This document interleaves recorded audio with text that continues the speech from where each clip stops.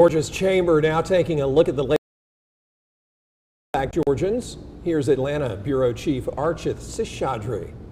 The Georgia Chamber of Commerce says there are tariffs in place already for a few countries, with India being the latest added to that list. The other countries include Canada, China, and South Korea. So that means you may pay more for things like consumer electronics, toys, and fashion apparel, as well as some food items. Mom of two, Amber Ellington, says she's noticed the cost of food items go up. I've noticed things go up. Groceries, I have two small boys, and so I noticed that definitely groceries have gone up, especially when it comes to providing them lunch and knowing that policies are changing within schools. And so, now that free lunch is at risk, I get a little bit nervous being able to make sure that they are properly fed. And it's not just food prices. New tariffs from India will likely mean higher prices from Indian imports.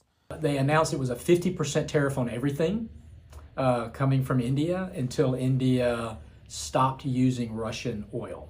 The bad part is the impact on small businesses.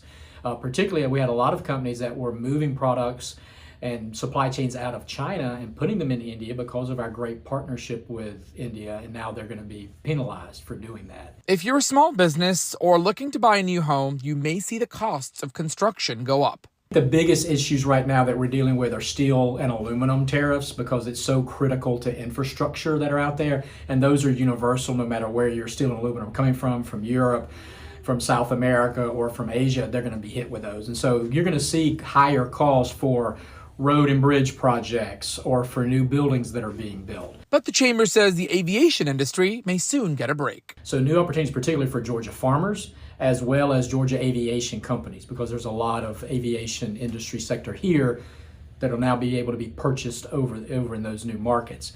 The Chamber of Commerce also says there is some good news for Georgia farmers because of some of the ease of restrictions on tariffs in the European Union, as well as ease of pharmaceutical costs in Japan.